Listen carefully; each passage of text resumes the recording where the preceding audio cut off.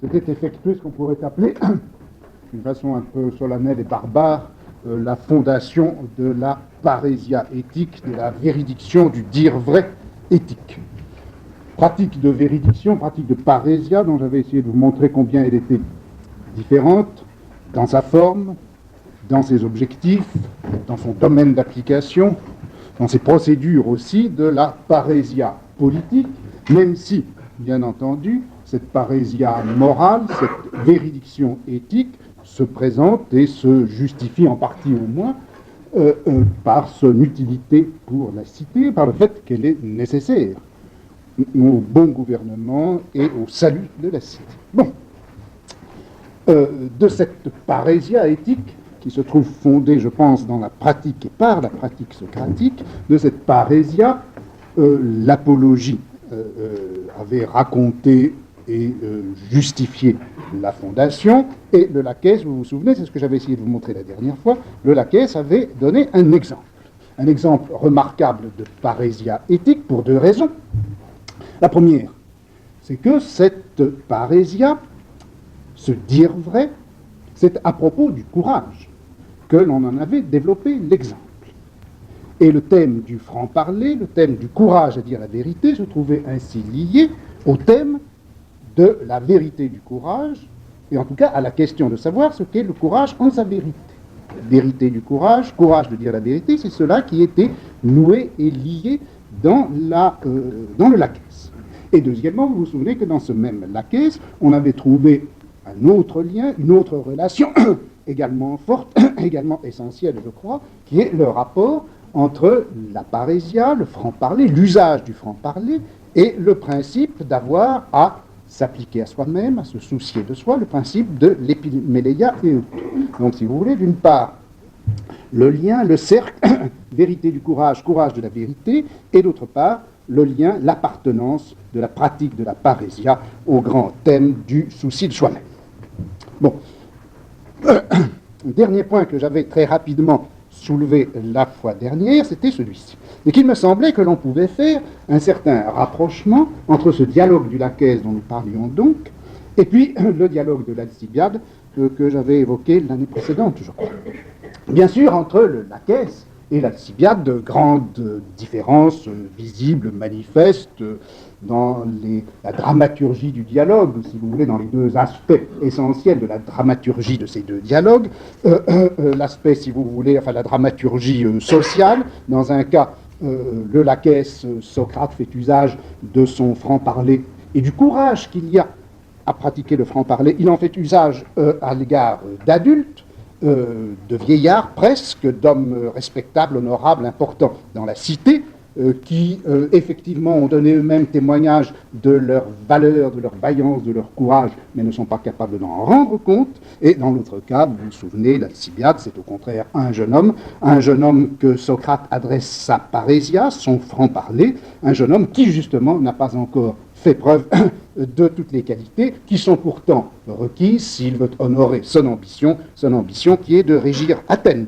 Et si cette dramaturgie, par cet aspect, et si la dramaturgie des deux dialogues est différente, elle est aussi différente dans son terme, dans sa fin, non pas simplement dans son point de départ et son cadre social, mais dans son résultat philosophique, puisque, vous vous souvenez, dans le Laquès, on arrive à ce constat que ce qu'est le courage, on ne le sait pas, et nul ne peut le dire, alors qu'au contraire, vous savez que l'Alcibiade se termine sur la découverte et la position de l'âme comme réalité à laquelle nous devons porter notre attention. Seulement, malgré ces différences, je crois qu'il y a un certain nombre de points communs, ou si vous voulez encore que la proximité de ces deux dialogues permet de découvrir quelque chose qui est assez important pour non seulement la thématique socratique, mais je pense aussi pour toute la philosophie occidentale. En effet, dans ces deux dialogues, il y a au moins ceci de commun. C'est que Socrate, usant de sa parésia, soit à l'égard de ces hommes respectables et honorables que sont Laquès et Nicias, soit à l'égard de cet adolescent désirable qui est Alcibiade, de toute façon, la parésia de Socrate sert dans un cas comme dans l'autre dans le Laquès comme dans l'Alcibiade. Cette parésia sert à quoi? Eh bien, elle sert à demander aux interlocuteurs, Nicias Laquès d'une part, Alcibiade de l'autre, leur demande quoi? Eh bien, s'ils sont capables de rendre compte d'eux-mêmes, de donner raison d'eux-mêmes. Didonai logo. Et, d'autre part, cette parésia, qui sert à demander aux interlocuteurs de rendre compte d'eux-mêmes, doit les conduire, et les conduit effectivement, à la découverte qu'ils sont bien obligés de reconnaître eux-mêmes, qu'ils ont à se soucier d'eux-mêmes. Enfin, troisième point commun entre ces deux dialogues, c'est que dans cette conduction vers le souci de soi-même, ou dans cette découverte d'avoir à se soucier de soi-même et dans les conséquences qui en déroulent, Socrate apparaît comme celui qui est capable, en se souciant des autres, de leur apprendre à se soucier d'eux-mêmes. Eh bien, cette proximité de ces deux dialogues, malgré la différence dramaturgique que l'on peut trouver entre les deux, la proximité de ces deux dialogues, je crois, permet de saisir le point d'enracinement commun à deux développements différents dans l'histoire de la philosophie occidentale. Très schématiquement, on peut dire ceci. D'une part, l'Alcibiade, vous vous en souvenez peut-être. L'Alcibiade, à partir de ce principe, qu'il faut rendre compte de soi-même. L'Alcibiade procède, grâce à la parésia socratique, à la découverte et à l'instauration de soi-même, comme quoi? Eh bien, comme réalité ontologiquement distincte du corps, et cette réalité ontologiquement distincte du corps, c'est ce qui est désigné très explicitement comme l'âme, comme la psyché. Vous vous souvenez comment, dans l'Alcibiade, Socrate interrogeait son interlocuteur en lui demandant « Bon, très bien, tu viens d'admettre qu'il faut t'occuper de toi-même, mais qu'est-ce que ça veut dire s'occuper de soi-même et quelle est cette chose dont il faut s'occuper ?» Et là, Socrate, procédant à un certain nombre de distinctions, montrait à Alcibiade que ce dont il devait s'occuper, c'était cette psyché, et on voyait que cette instauration de la psyché comme étant la réalité ontologiquement distincte du corps dont il fallait s'occuper, cette instauration était corrélative, vous vous en souvenez peut-être, corrélative d'un mode de connaissance de soi qui avait la forme de la contemplation de l'âme par elle-même et de la reconnaissance par elle-même de son mode d'être. Souvenez-vous de tous ces passages où Socrate expliquait que l'âme doit se regarder elle-même, qu'elle est comme un œil qui, cherchant à se voir, serait obligé de regarder dans la pupille d'un autre œil pour s'apercevoir elle-même. C'est de la même façon, dit-il, qu'en contemplant la réalité divine, nous pouvons saisir ce qu'il y a de divin dans notre âme propre. Et ainsi, cette instauration de soi-même, comme réalité ontologiquement distincte du corps sous forme de la psyché, d'une psyché qui a la possibilité et qui a le devoir éthique de se contempler elle-même, eh bien, cette instauration de soi-même, sous forme de la psyché, donne lieu à un mode de dire vrai, de véridiction, qui a pour rôle et pour fin, eh bien, de reconduire cette âme jusqu'au mode d'être et jusqu'au monde qui sont le sien.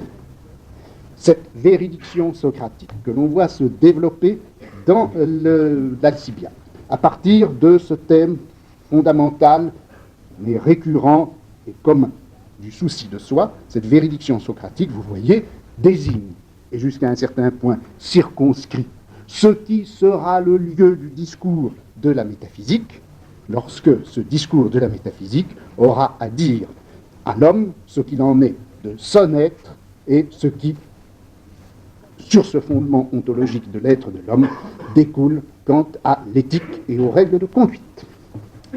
En revanche, dans le Laquès, à partir d'un même point commun, rendre compte de soi-même et prendre souci de soi, dans le Laquès, on voit l'instauration de soi-même se faire sur un tout autre mode, non pas du tout sur le mode de la découverte d'une psyché comme réalité ontologiquement distincte du corps. Vous vous souvenez qu'on voit l'instauration de soi-même comme quoi? Eh bien, comme manière d'être et manière de faire. Comme manière d'être et manière de faire, dont c'est dit explicitement dans le Laquès, il s'agit de rendre compte tout au long de son existence. La manière dont on vit, la manière dont on a vécu, c'est de cela qu'il faut rendre compte. Et c'est cela qui se donne comme l'objectif même de cette entreprise de reddition de comptes. C'est-à-dire que la reddition de comptes de soi-même, qui dans l'Alcibiade nous conduisait à cette réalité ontologiquement distincte qui est le psyché, dans l'Alcibiade nous conduit à toute autre chose et nous conduit au bios, à la vie, à l'existence et à la manière dont on mène cette existence. Cette instauration de soi-même, non plus comme psyché, mais comme bios, non plus comme âme, mais comme vie et comme mode de vie, eh bien cette instauration, elle est corrélative d'un mode de connaissance de soi, qui bien sûr, d'une certaine manière, et fondamentalement, se rattache bien, relève bien au principe fondamental du connais-toi toi-même, qui est justement évoqué si souvent dans l'Alcibiade. Mais cette connaissance de soi, ce gnotis et auton, qui vaut dans le Laquès comme il vaut dans l'Alcibiade, qui vaut pour découvrir l'âme d'un côté, mais aussi pour mettre à jour le problème du bios de l'autre, eh bien cette connaissance de soi, elle a évidemment une forme très différente. Lorsque la reddition de compte de soi-même est indexée au problème du bios et de la vie, et non plus à la découverte de l'âme comme réalité ontologiquement distincte. Cette connaissance de soi, qui est évoquée, sinon mise en œuvre dans l'Alcibiade, cette connaissance de soi, elle n'a pas la forme de la contemplation de l'âme par elle-même au miroir de sa propre divinité. Ce mode de connaissance de soi, il prend la forme, les mots sont dans le Laquès, vous vous souvenez, on les avait relevés, prennent la forme de l'épreuve, de l'examen, de l'exercice aussi, concernant la manière de se conduire, et elle donne lieu à un mode de dire vrai, qui ne circonscrit pas le lieu d'un discours métaphysique possible, elle donne lieu à un mode de dire vrai, qui a pour rôle et pour fin de donner à ce bios, à cette vie, à cette existence, une certaine forme. Dans un cas, on a donc un mode de reddition de compte de soi-même qui va à la psyché, et qui, en allant à la psyché, désigne le lieu d'un discours métaphysique possible. Dans l'autre cas, on a une reddition de compte de soi-même, un rendre raison de soi-même, qui se dirige vers le bios comme existence et mode d'existence, qu'il s'agit d'examiner et d'éprouver tout au long de cette existence même. Pourquoi ? Eh bien, pour pouvoir lui donner, grâce à un certain discours vrai, une certaine forme. Ce discours de reddition de compte de soi-même doit définir la figure visible que les humains doivent donner à leur vie. Se dire vrai affronte non pas le risque métaphysique de placer au-dessus du corps ou en dehors du corps cette réalité autre qui est l'âme. Se dire vrai maintenant, celui-là, affronte le risque et le danger de dire aux hommes ce qu'il leur faut de courage et ce qu'il leur en coûtera pour donner à leur vie un certain style. Courage de dire vrai quand il s'agit de découvrir l'âme, courage de dire vrai aussi quand il s'agit de donner à la vie forme et style. Eh bien, je crois qu'on a là, en confrontant l'Alcibiade d'une part et le Laquès de l'autre, je crois qu'on en a le point de départ des deux grandes lignes de développement de la véridiction socratique à travers la philosophie occidentale. D'un côté, une ligne de développement qui, à partir de ce thème premier, fondamental, commun, du didonai logon, rendre compte de et de soi-même, une ligne va à l'être de l'âme, Alcibiade, l'autre va aux formes de l'existence, le Laquès.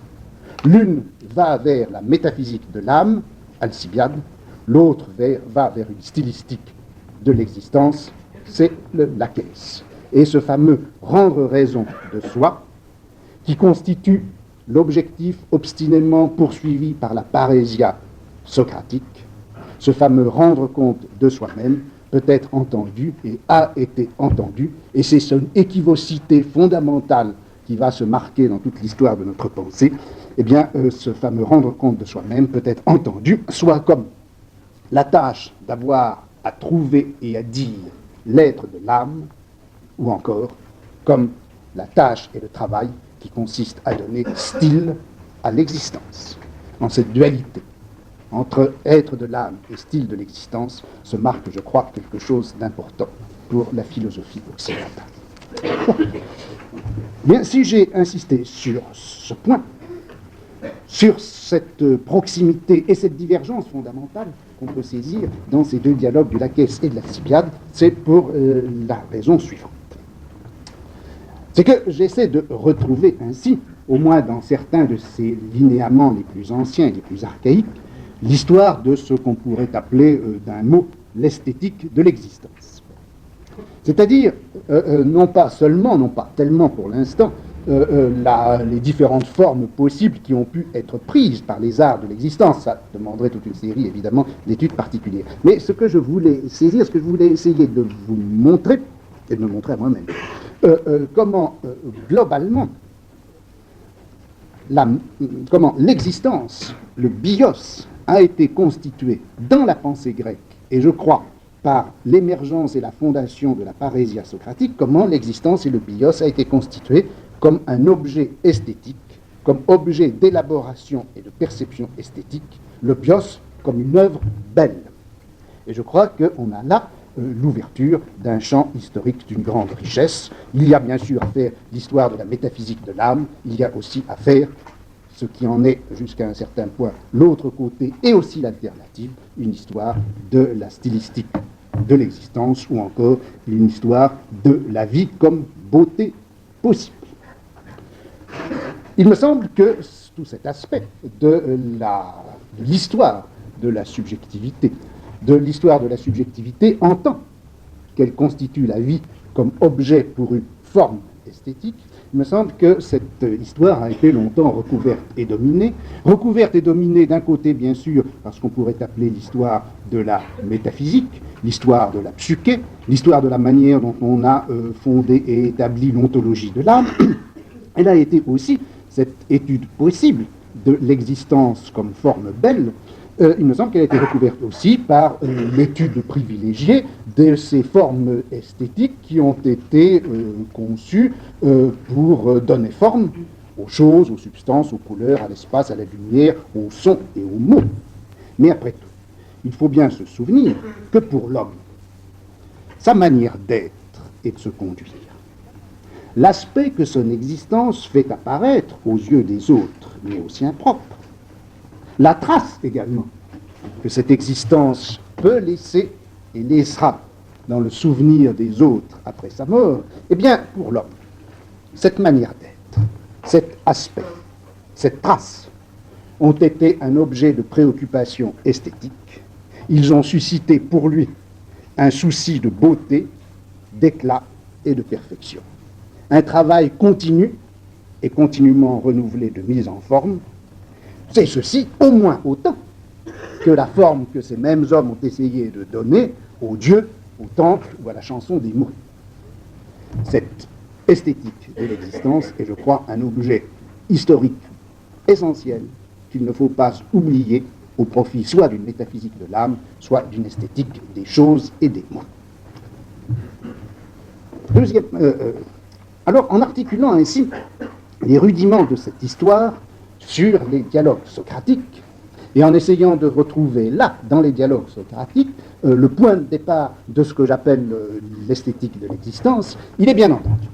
Et là, il faut que les choses soient claires. Je ne prétends pas du tout que ce souci de la belle existence soit une invention socratique ou une invention de la pensée ou de la philosophie grecque au tournant du 5e et du 4e siècle. Ce serait tout à fait aberrant d'attendre ce moment-là et de fixer si tard l'instant où a émergé le souci d'une existence belle. Ce serait tout à fait aberrant de citer si tard quand on songe que ce souci d'une existence belle est apparu comme un thème déjà tout à fait dominant, que ce soit chez Homère ou que ce soit encore chez Pindare. Mais ce que je voudrais ressaisir, en me plaçant, ce que j'ai voulu ressaisir, en me plaçant à ce moment socratique de la fin du 5e siècle, ce que je voulais ressaisir, c'est le moment où s'est établi un certain rapport entre ce souci sans doute archaïque, ancien, traditionnel dans la culture grecque d'une existence belle et d'une existence belle, d'une existence éclatante, d'une existence mémorable, etc. Donc, ressaisir le moment où s'est établi un rapport entre ce souci de l'existence belle et la préoccupation du dire vrai. Plus précisément, ce que je voudrais ressaisir, c'est comment le dire vrai, dans cette modalité éthique qui apparaît avec Socrate au tout début de la philosophie occidentale, comment se dire vrai a interféré avec le principe de l'existence comme œuvre à façonner dans toute sa perfection possible. Comment le souci de soi, qui avait été longtemps avant Socrate et dans la tradition grecque, commandé par le principe d'une existence éclatante et mémorable, comment ce principe du souci de soi, commandé par l'existence éclatante et mémorable, a été non pas remplacé, mais repris, infléchi, modifié, réélaboré par le principe du dire vrai, auquel on doit se confronter courageusement. Comment se sont combinés l'objectif d'une beauté de l'existence et la tâche de rendre compte de soi-même dans le jeu de la vérité. L'art de l'existence et le discours vrai. La relation entre l'existence belle et la vraie vie, la vie dans la vérité, la vie pour la vérité. C'est un peu cela que je voulais essayer de ressaisir. L'émergence de la vraie vie dans le principe et la forme du dire vrai aux autres, du dire vrai à soi-même, du dire vrai sur soi-même et du dire vrai sur les autres.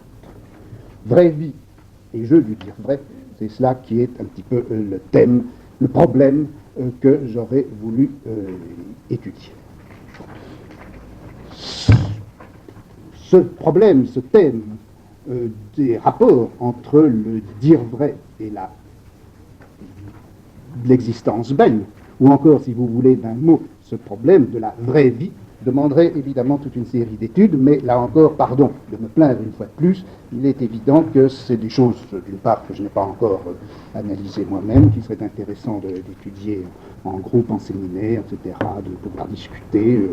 Non, je ne suis pas capable actuellement, peut-être ça viendra un jour, peut-être ça ne viendra jamais, de vous faire un cours en forme sur ce thème de la vraie vie. Alors, je voudrais simplement vous en donner quelques esquisses comme ça et quelques linéaments. Si il y en a parmi vous qui s'intéressent à ce problème, eh bien, qu'ils l'étudient et qu'ils l'étudient de plus près. Bon, la seconde remarque que je voudrais faire, à propos de cette émergence de la question de la vraie vie et de l'esthétique de l'existence, c'est ceci.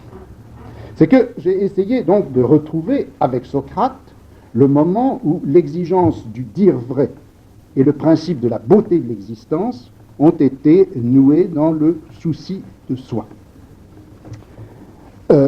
J'ai essayé de montrer aussi comment, à partir de là, pouvait se dessiner deux développements possibles, celui d'une métaphysique de l'âme et celui d'une esthétique de la vie.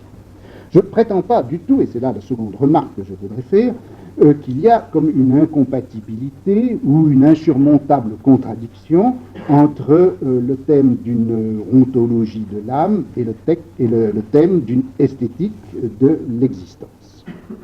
On peut même dire au contraire que ces deux thèmes ont été très réellement, très continuellement associés. Pratiquement, il n'y a guère d'ontologie de l'âme qui n'ait été de fait associée à la définition ou à l'exigence d'un certain style de vie, d'une certaine forme d'existence. Et il n'y a guère non plus de style d'existence, de forme de vie qui n'ait été élaboré ou développé sans se référer d'une manière plus ou moins explicite à quelque chose comme une métaphysique de l'âme. Mais ce que je voudrais bien souligner, c'est que ce rapport entre métaphysique de l'âme et stylistique de l'existence, ce rapport n'est jamais un rapport nécessaire ou unique.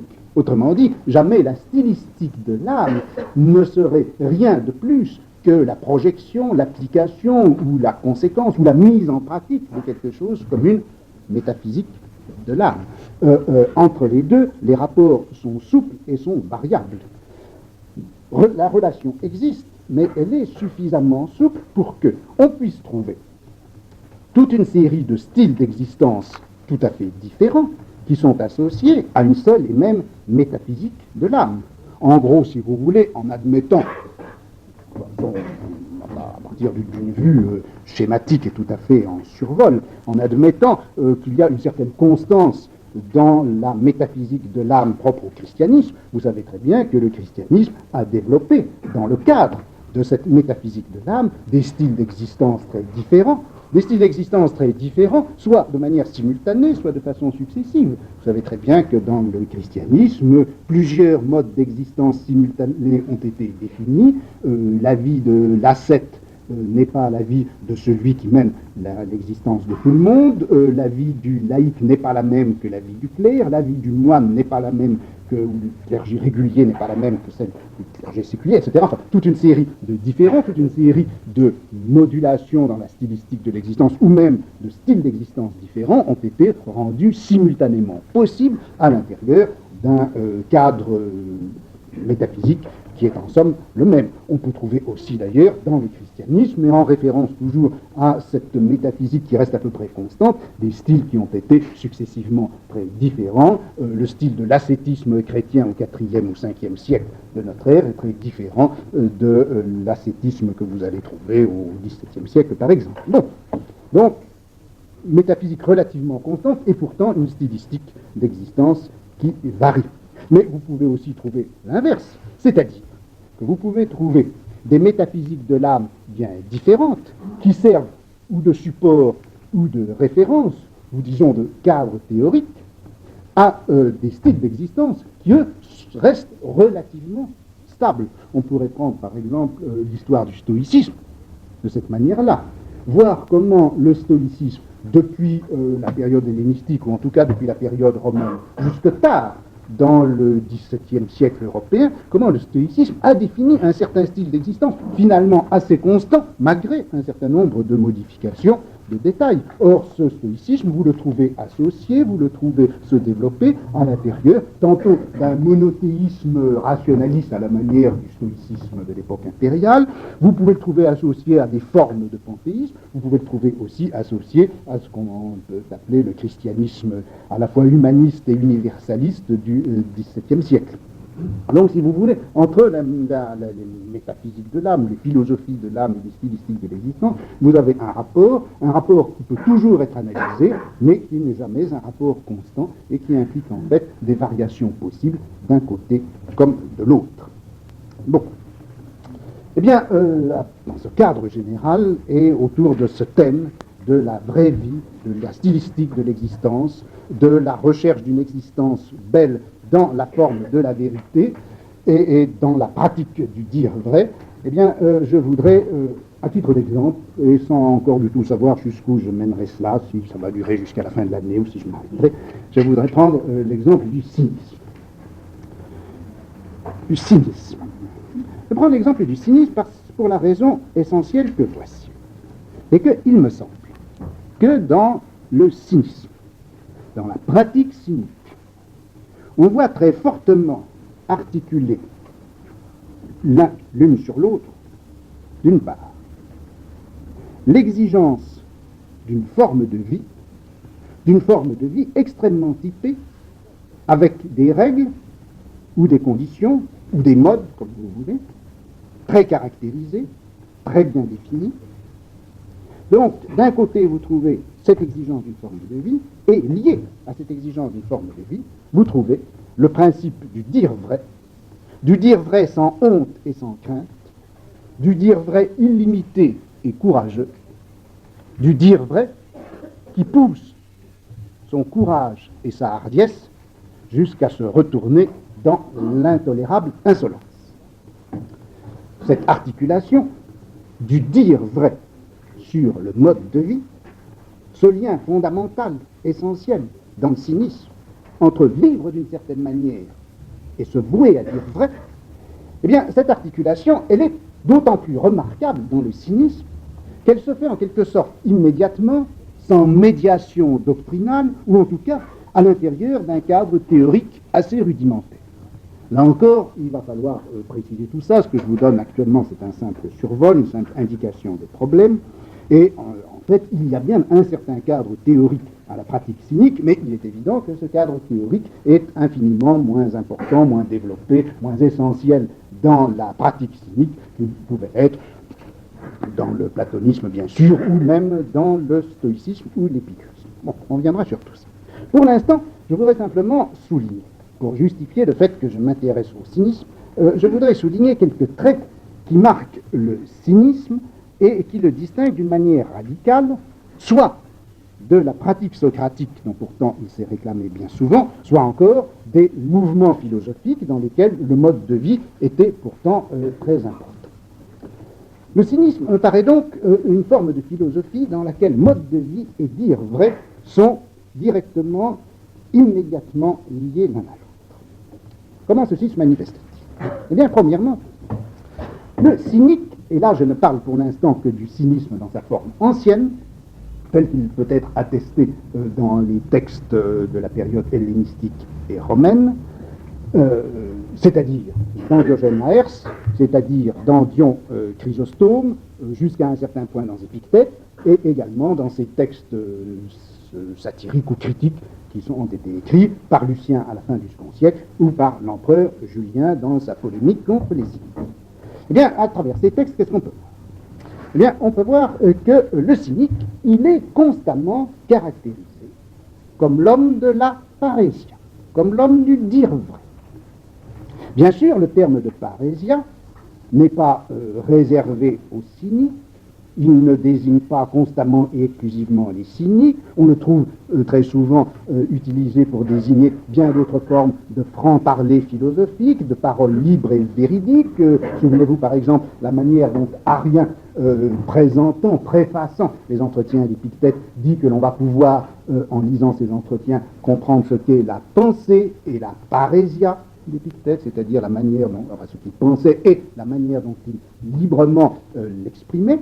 Bon, donc le mot de parésia n'est évidemment pas réservé aux cyniques, mais il n'en demeure pas moins que, avec sa signification polyvalente, l'ambiguïté de sa valeur, franc-parler mais aussi insolence, eh bien le mot de parésia est très constamment appliqué au cynique. Le portrait du cynique comporte pratiquement toujours la mention de la parésia. La parésia, le franc-parler, figure en première place au blason du cynique et du cynisme. Exemple, vous trouvez dans Diogène Laërce, livre 6 de la vie des philosophes, chapitre 2, paragraphe 69, cette anecdote parmi bien d'autres qui sont attribués à Diogène, enfin ces éléments de dialogue attribués à Diogène. Un jour, on demandait à Diogène, alors écoutez bien, on lui demandait ce qu'il pouvait y avoir de plus beau chez les hommes. To kaliston and tos anthropos. Ce qu'il y a de plus beau. Et qu'est-ce qu'il y a de plus beau chez les hommes? Réponse, la parésia, le franc-parler.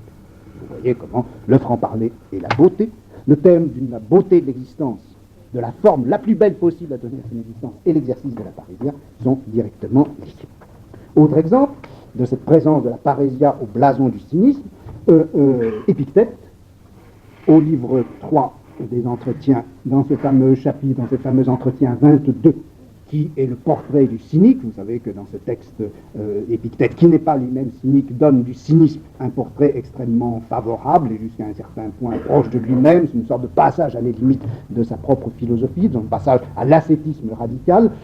Il ne faut bien entendu pas prendre ce portrait du vrai cynique par Épictète comme un véritable portrait de ce qu'étaient véritablement les cyniques à l'époque d'Épictète, mais comme une sorte de définition idéale de ce que pourrait être le cynique ou de ce que pourrait être quelque sorte l'essence cynique d'une certaine forme d'ascétisme philosophique dont Épictète, par ailleurs, donnait lui-même dans sa vie et dans sa philosophie un certain nombre d'exemples. Donc, dans ce chapitre, dans cet entretien 22 du livre 3, au paragraphe 25, Épictète explique que le rôle du cynique, c'est d'exercer la fonction d'espion, d'éclaireur, et il emploie le mot kataskopos, qui est un mot qui a un sens précis dans le vocabulaire militaire. Vous savez, c'est ces gens qu'on envoie un petit peu en avant de l'armée pour regarder aussi discrètement que possible ce que fait l'ennemi, et c'est bien cette métaphore que Épictète utilise ici, puisqu'il dit que le cynique est envoyé donc comme éclaireur en avant, au-delà du front de l'humanité, il est envoyé pour déterminer ce qui, dans les choses du monde, peut être favorable à l'homme ou peut lui être hostile. Où sont les armées ennemies? Et où sont les points d'appui ou les aides que l'on pourra trouver, rencontrer, dont on pourra bénéficier dans notre lutte? C'est cela la fonction du cynique. Et c'est pour cela, dit-il, que le cynique, envoyé en éclaireur, eh bien, ne pourra avoir ni abri, ni foyer, ni même patrie. Il est l'homme de l'errance, il est l'homme de la galopade en avant de l'humanité. Et après cette errance, après cette galopade en avant de l'humanité, le cynique doit revenir, après avoir bien observé et accompli sa tâche de katascopos. Il reviendra pourquoi? Pour annoncer la vérité. Apangeglai talet. Annoncer les choses vraies, sans, ajoute Épictète, se laisser paralyser par la crainte. Nous avons là la définition même de la parésia, comme exercice du dire vrai que l'on annonce aux hommes sans se laisser jamais impressionner par la crainte. Autre série de témoignages qui montrent bien jusqu'à quel point le cynisme et la pratique de la parésia étaient associés, au point qu'il n'était impossible de décrire un cynique sans se référer à sa pratique de la parésia. Ces exemples, je les prendrai maintenant chez Lucien. Lucien, qui, vous savez, a polémiqué très violemment contre les cyniques, en a donné à plusieurs reprises des portraits extrêmement sévères, comme par exemple dans le portrait qu'il donne de Pérégrinus, on y reviendra plus loin. Il en a fait la satire aussi dans les nombreux textes qu'il a consacrés à la critique de la philosophie. Et l'un d'entre eux est ce fameux marché aux vies, Bion Pratis, dans lequel Lucien raconte d'une façon plaisante comment, sur le marché, eh bien, les différents philosophes viennent pour vendre des formes de vie. Et un des premiers, je crois, qui apparaît, semble le premier, c'est Diogène, qui vient vendre la vie cynique et la proposer pour pas très cher, c'est pour 2 obol. Et il se présente en disant qu'il est alepégas kai parésias prophétès, il est le prophète de la vérité et de la parésie, de la vérité et de la franchise. Je vous disais que Lucien avait multiplié ses attaques contre les cyniques, mais il y a au moins un texte dans Lucien qui est favorable aux cyniques, ou du moins à un certain personnage qui a représenté le cynisme à Athènes au second siècle, et ce personnage c'était Démonax. Et vous trouvez un texte de Lucien qui est l'éloge de Démonax. Et là aussi vous voyez très clairement comment ce cynique, ce bon cynique, ce cynique qui présente du cynisme les seules formes valables et acceptables, apparaît lui aussi comme l'homme qui dit la vérité, comme l'homme de la parésia. C'est dit explicitement au début du portrait de Démonax, quand Lucien raconte que dès son enfance, Démonax s'est senti mu par un mouvement naturel vers la philosophie. Là, nous y reviendrons, c'est tout le problème de la naturalité de la vie philosophique, dont laissons cela. Il s'est senti mu naturellement vers la philosophie, et ainsi mu vers la philosophie, par la philosophie.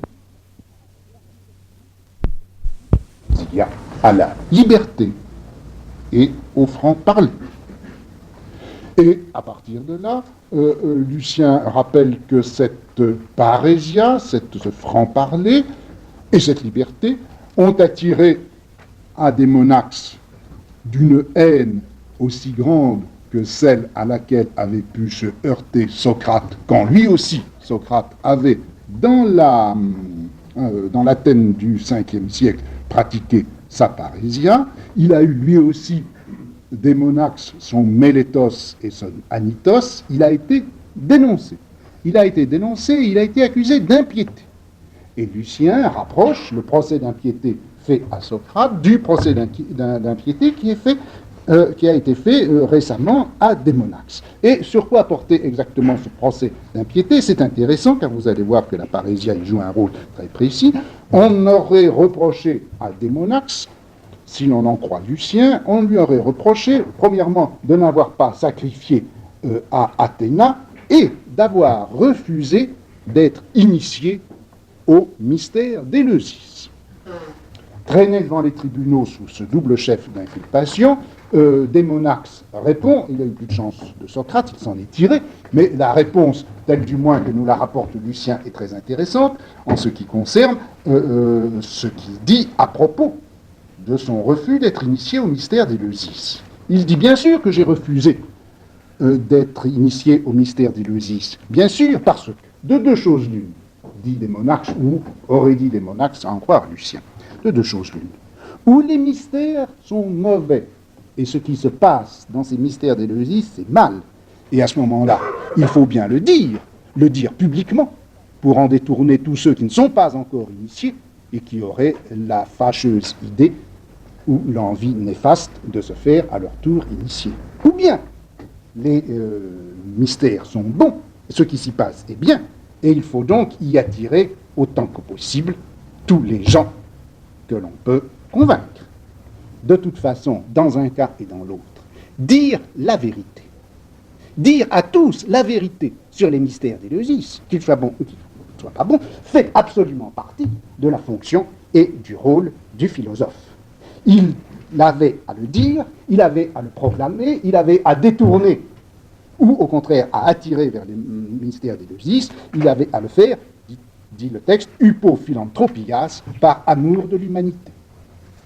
Son lien à l'humanité, sa fonction de bienfaiteur de l'humanité, impliquait une parésia, une liberté de parole qui impliquait qu'il révèle toute vérité possible à propos des mystères d'Éleusis. Il ne voulait donc pas se faire initier lui-même, car s'il avait été initié, il aurait été obligé de s'engager à se taire, et il ne peut pas s'engager à se taire, lui qui est cynique, c'est-à-dire lui qui est l'homme de la parésia. Bon. Donc vous voyez, à travers toute cette série de textes, on pourrait en citer des dizaines et des dizaines d'autres, le cynique apparaît donc bien comme celui qui est prophétesse parésias, le prophète du franc-parler. Seulement, et c'est là un autre trait qui est important et qu'on trouve constamment à propos des cyniques et de leur parésia, c'est que cette parésia est liée directement à un certain mode de vie et qu'elle est liée, cette parésia est liée à un mode de vie d'une façon qui est particulière et qui mérite, je crois, d'être regardée d'un peu près. Vous vous souvenez que dans le Laquès, on avait bien vu que la parésia de Socrate, son courage, sa hardiesse à dire le vrai, ce courage de Socrate qui l'autorisait à parler très librement, même à des gens aussi honorables, vieux, respectables, courageux, honorés que Nicias et Laquès, bien cette parésia, Socrate n'y était autorisé au fond que dans la mesure où il avait donné dans sa vie un certain nombre de gages et de garanties. Vous vous souvenez très bien ce que disait Laquès lorsque, invité à se soumettre à l'examen de Socrate, il disait, moi, vous savez, les logoi, il y en a quelques-uns que j'aime et d'autres que je n'aime pas, tout ceci dépend de quoi? D'une certaine harmonie, d'une certaine homophonie entre ce que dit la personne qui parle et la manière dont il vit. Il me semble. Alors on a là, si vous voulez, bien le problème, l'émergence de ce problème du dire vrai dans son rapport avec la vie même de celui qui parle. Moi, il me semble que le rapport entre dire vrai et mode de vie chez les cyniques entre bien d'une certaine façon dans le cadre général de cette homophonie entre le dire et le vivre qui était désigné dans le Laquès. Mais je crois qu'à l'intérieur de ce cadre, le rapport entre dire vrai et façon de vivre est chez les cyniques autrement plus compliqué et plus précis.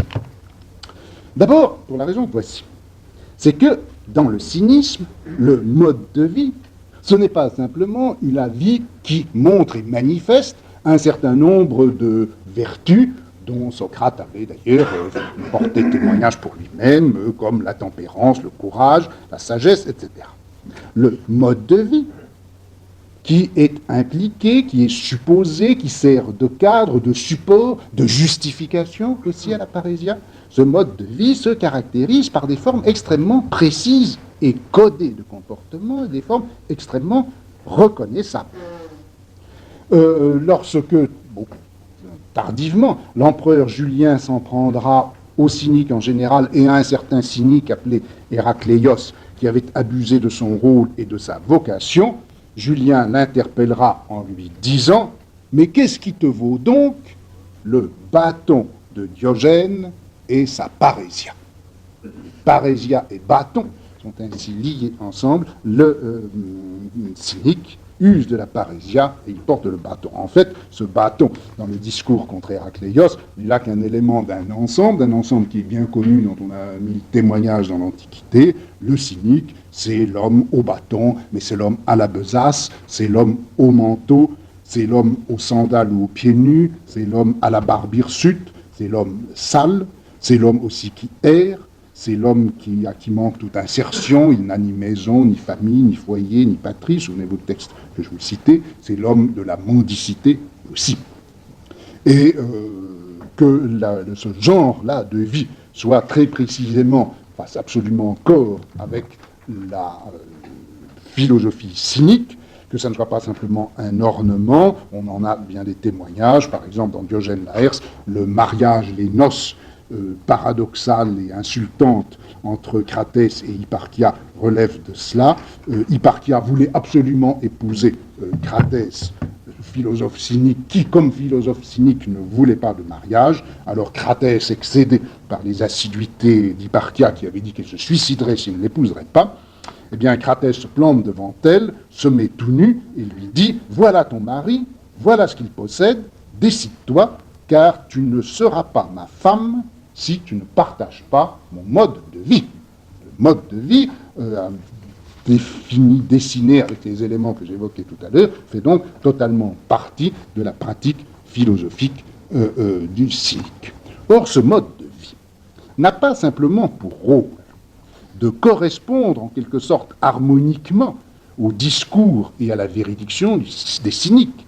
Il n'a pas simplement une fonction homophonique, comme celle qu'on avait pu voir dans le Laquès, entre la vie de Socrate et l'usage de sa parésia. Le mode de vie, le bâton, la besace, la pauvreté, l'errance, la mendicité, etc., ils ont des fonctions très précises. Ce mode de vie, il a des fonctions très précises par rapport à cette parésia et par rapport à ce dire vrai. Premièrement, il a des fonctions instrumentales. Il joue le rôle, ce mode de vie, de condition de possibilité par rapport à dire vrai, par rapport au dire vrai. Je vous citais tout à l'heure le texte d'Épictète, où l'on voyait le cynique jouer le rôle de katascopos, d'éclaireur, d'espion. Il faut en effet, si l'on veut être l'espion de l'humanité et revenir pour lui dire la vérité et pour lui dire franchement et courageusement tous les dangers auxquels elle risque de se heurter et là où sont ses véritables ennemis, il faut pour cela n'être attaché à rien, il faut pouvoir jouer, pour pouvoir jouer le rôle de diseur de vérité et d'éveilleur, il faut être libre de toute attache. Épictète le dit dans cet entretien, 22 du livre 3, au paragraphe 69-70, le cynique ne peut pas avoir de famille, car au fond, c'est le genre humain qui est sa famille. Homme, c'est toute l'humanité qu'il a engendrée, tous les hommes qu'il a pour fils, toutes les femmes qu'il a pour filles. Non, pardon, c'est pas au paragraphe 69-70, c'est au paragraphe 80. Et au paragraphe 69-70, Épictète dit ceci: ne faut-il pas que le cynique demeure libre de tout ce qui pourrait le distraire, tout entier au service de Dieu, en mesure de se mêler aux hommes et sans être enchaîné par les devoirs privés? Comment pourrait-il observer toutes ces obligations sans, et là je cite, sans détruire en lui le messager, l'éclaireur et le héros des dieux, pour être angelos, pour être l'ange, pour exercer cette fonction angélique, pour exercer cette fonction katascopique d'espion et d'éclaireur, il faut bien qu'il soit libre de tout. Donc, le mode de vie et condition de possibilité pour l'exercice de cette parésie. Deuxièmement, ce mode de vie joue également par rapport à la parésia un autre rôle, non seulement condition de possibilité, mais il exerce une fonction de, on pourrait dire, une fonction de réduction. Réduire toutes les obligations inutiles, toutes celles qui sont reçues d'ordinaire et acceptées par tout le monde, et qui se trouvent n'être fondées ni en nature, ni en raison. Et ce mode de vie, comme réduction de toutes les conventions inutiles et de toutes les opinions superflues, est évidemment une sorte de décapage général de l'existence et des opinions pour faire apparaître la vérité. C'est par exemple le fameux geste de Diogène qui a été répété tant de fois, dont l'anecdote a été répétée tant de fois dans l'Antiquité, de Diogène se masturbant sur la place publique en disant « Mais pourquoi vous en scandaliseriez-vous, puisque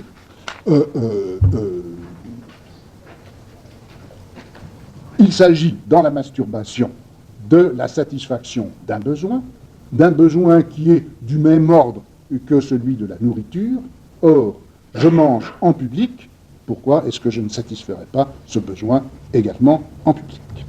Donc, mode de vie qui a cette fonction réductrice par rapport aux conventions et aux croyances. Enfin et surtout, ce mode de vie propre aussi a par rapport à la vérité ce qu'on pourrait appeler un rôle d'épreuve, permet de faire apparaître dans leur nudité irréductible toutes les choses qui sont indispensables, mais les choses seulement qui sont indispensables.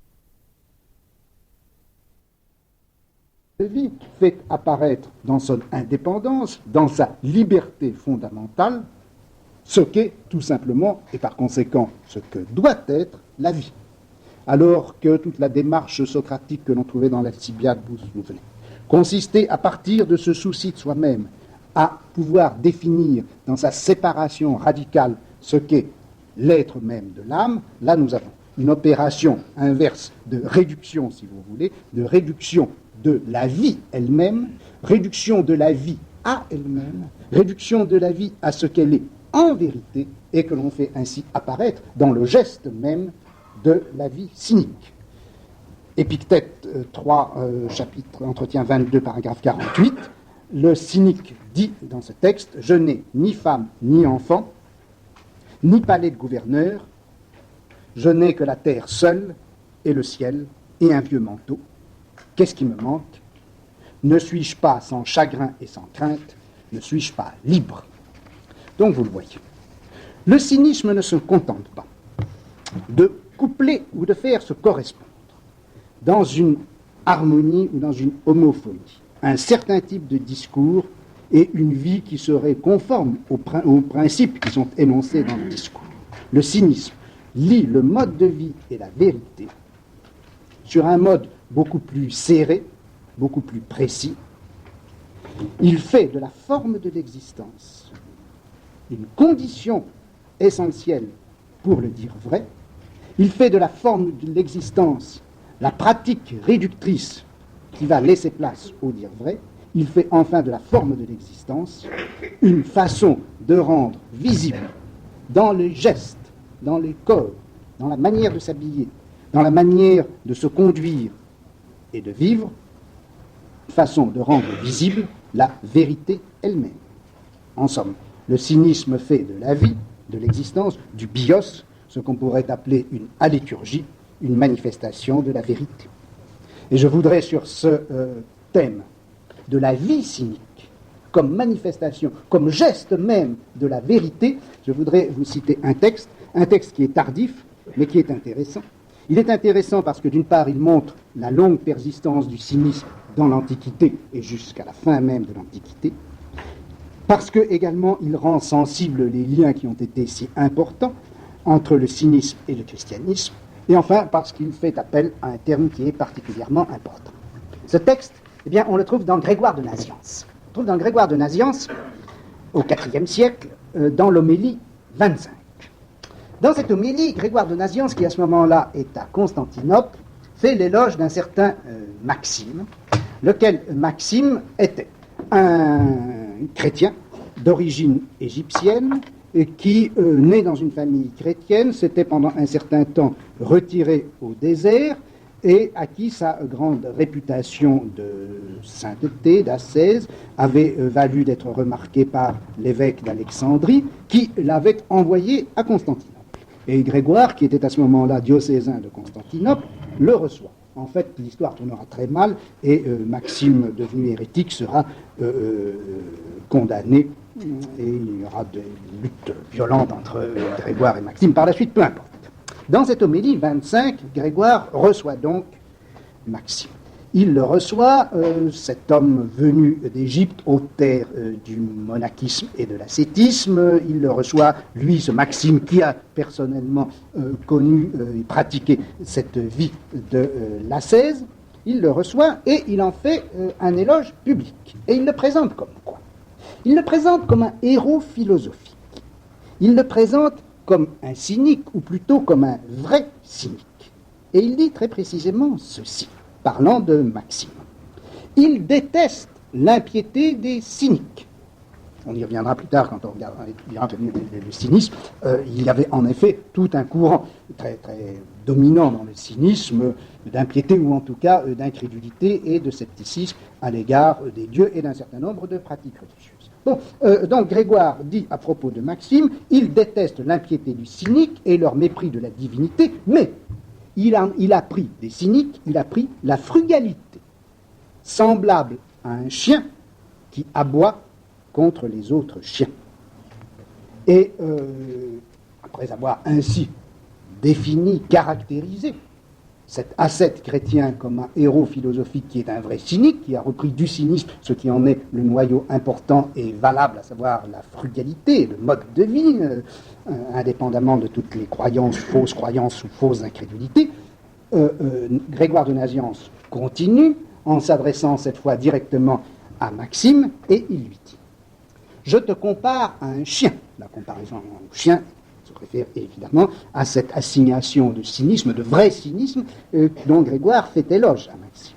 Je te compare à un chien, non pas parce que tu es impudent, mais à cause de ta parésia, à cause de ta franchise. Non pas parce que tu es gourmand, mais parce que tu vis au jour le jour. Non pas parce que tu aboies, mais parce que tu montes la garde pour le salut des âmes. Et un peu plus loin, il ajoute: tu es le meilleur et le plus parfait des philosophes, dit donc Grégoire de Nazianze à Maxime, tu es le meilleur et le plus parfait des philosophes, martyrone tes aleteias, étant le martyr, le témoin de la vérité. Bon, alors bien sûr, ce mot de martyrone, martyrein, désigne ici non pas le martyr au sens que nous donnons d'ordinaire à ce terme, enfin, il ne désigne pas simplement et uniquement, c'est comme témoin de la vérité.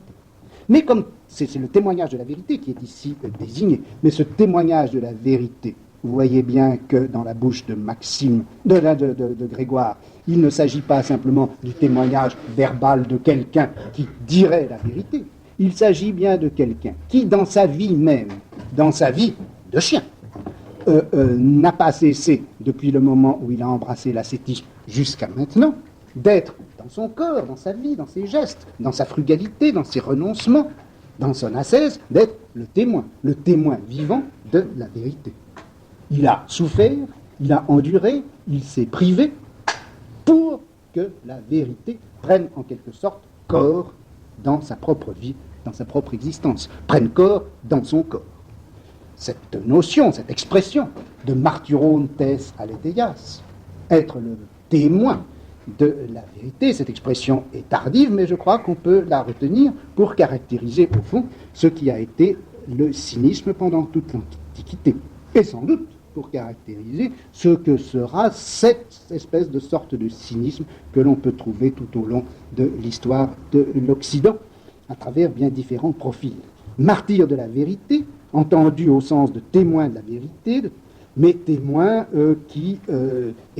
témoignage qui est donné, manifesté, authentifié par une existence, une forme de vie au sens le plus concret et le plus matériel du terme, un témoignage de vérité qui est donné par et dans le corps, l'habillement, le mode de comportement, la manière d'agir, de réagir, de se conduire. le corps même de la vérité est rendu visible, ou si vous voulez, il est aussi rendu risible dans un certain style de vie. La vie comme présence immédiate, éclatante et sauvage de la vérité, c'est cela qui est, je crois, manifesté dans le cynisme. Ou encore, la vérité comme discipline, comme ascèse et dépouillement de la vie. La vraie vie comme vie de vérité. Exercer dans sa vie et par sa vie le scandale de la vérité, c'est cela qui a été pratiqué par le cynisme depuis son émergence qu'on peut situer au IVe siècle dans la période hellénistique et qui va se poursuivre au moins jusqu'à la fin de l'Empire romain, et je voudrais vous le montrer bien au-delà, eh bien, exercer dans et par sa vie le scandale de la vérité, c'est cela qui est, je crois, au noyau du cynisme, et c'est pourquoi il me semble qu'avec le cynisme, on a un point assez remarquable et qui mérite un peu d'attention si on veut faire l'histoire de la vérité et l'histoire des rapports de la vérité et du sujet. Bon.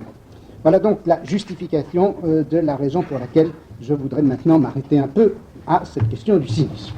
Alors, la logique, la pédagogie, les règles de tout enseignement devraient m'amener à vous parler maintenant du cynisme tel que l'on peut essayer de le repérer, de le dégager dans les textes anciens, pour essayer ensuite de raconter, sinon son histoire, du moins quelques-uns de ces épisodes. Je vais faire en fait le contraire pour essayer de me justifier de vous enfermer sans cesse dans la philosophie antique. Alors je vais faire un détour et tout à l'heure j'essaierai de vous montrer pourquoi et comment le cynisme n'est pas simplement, comme on l'imagine souvent, une figure un peu particulière, singulière et finalement oubliée dans la philosophie ancienne, mais comment le cynisme est une catégorie historique qui traverse sous des formes diverses, avec des objectifs variés, toute l'histoire occidentale. Il y a un cynisme qui fait corps avec l'histoire de la pensée, de l'existence et de la subjectivité occidentale. C'est un petit peu ce cynisme transhistorique que je voudrais évoquer dans l'heure qui vient, et puis la fois prochaine, alors on reviendra à ce qu'on peut considérer comme le noyau historique du cynisme dans l'Antiquité. Bon, alors 5 minutes de repos.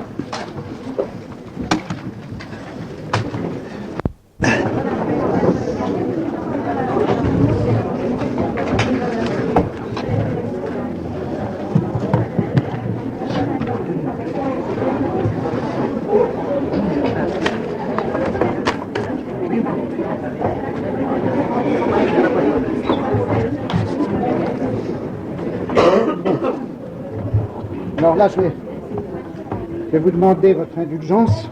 Ce que je vais vous proposer maintenant, ce n'est rien de plus qu'une promenade, un excursus, une errance.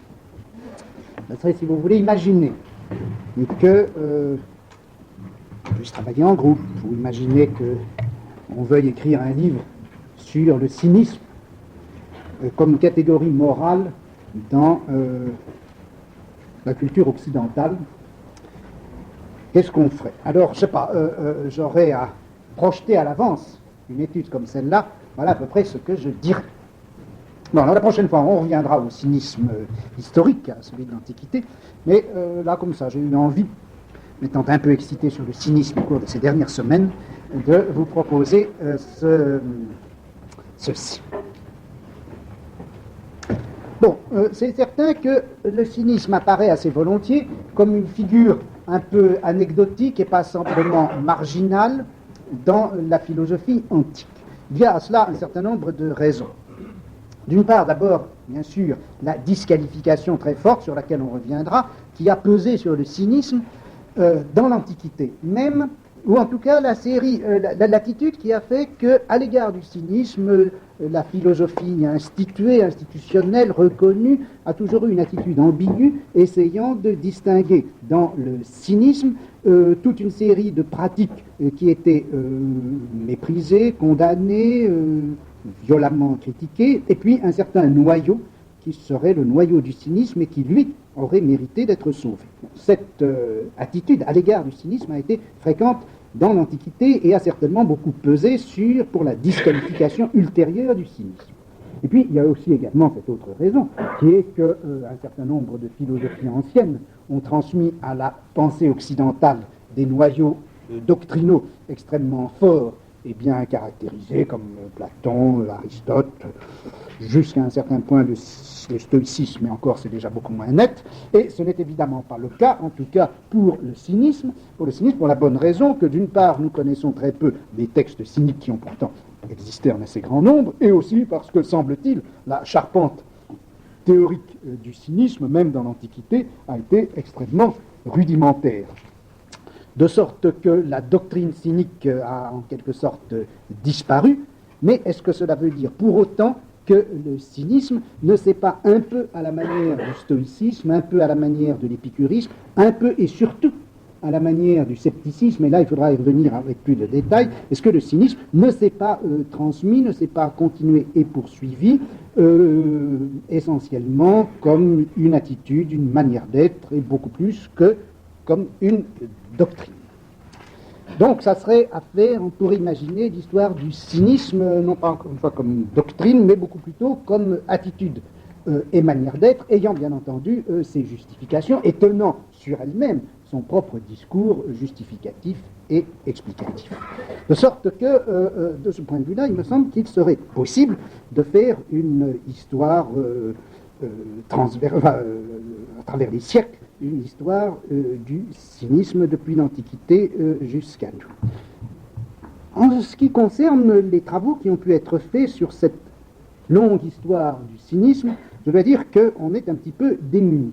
Et autant que je sache, je ne vois guère que dans les textes allemands des références à ce problème du cynisme dans sa longue durée historique, et surtout du rapport des textes consacrés au rapport entre le cynisme, disons, moderne, le cynisme dans la pensée et la culture européenne moderne, et le cynisme ancien.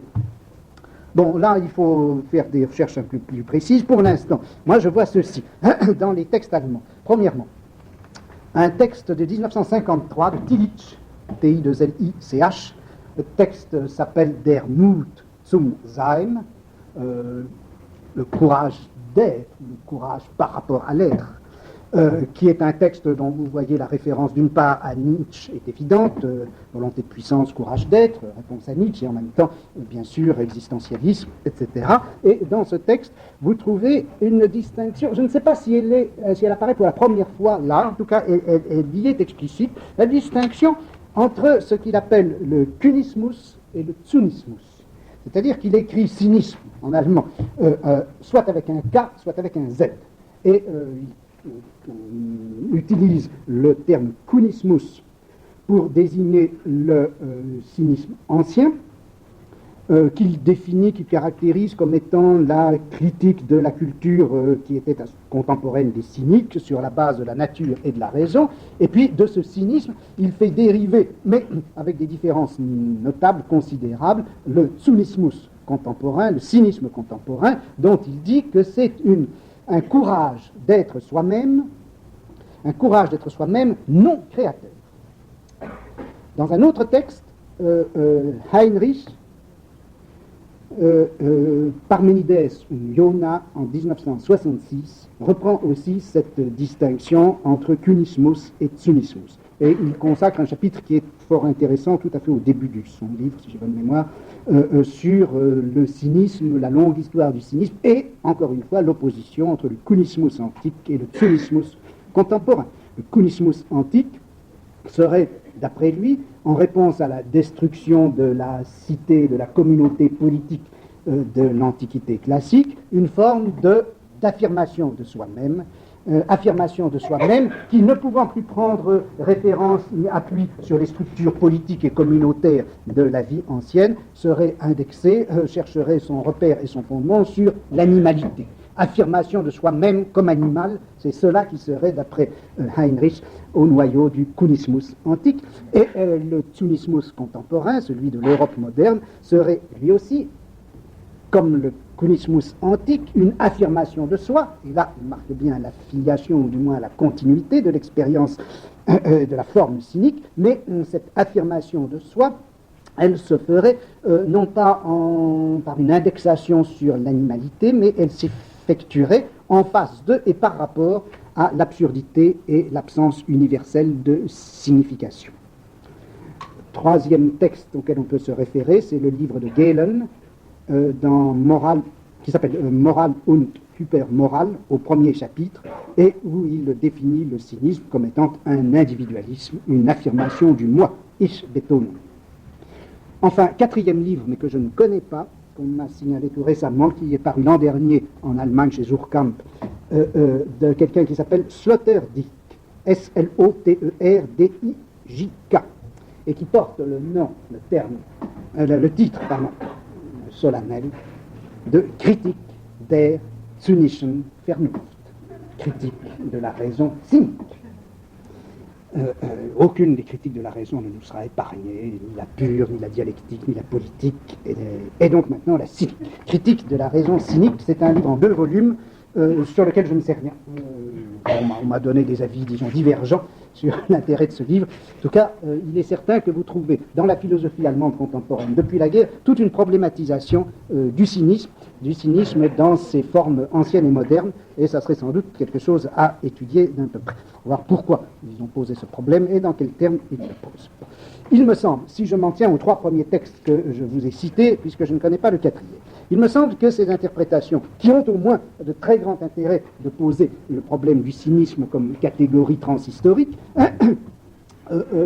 peuvent tout de même appeler un certain nombre de remarques. D'abord, il me semble que d'une façon très systématique, ils opposent, ces auteurs, un cynisme à valeur positive, ou à valeur plutôt positive qui serait le cynisme ancien, et le cynisme à valeur négative qui serait le cynisme moderne. Bien sûr, il faut, je pense à cela, faire valoir, en face de cela, faire valoir que le cynisme, même dans sa forme antique, a toujours été considéré, perçu dans la culture ancienne avec une très forte ambiguïté, je vous le rappelais tout à l'heure, et puis je crois que si l'on veut donner ces véritables dimensions au cynisme comme forme d'existence dans l'Europe chrétienne et dans l'Europe moderne, on ne peut pas porter simplement sur lui un jugement uniformément négatif.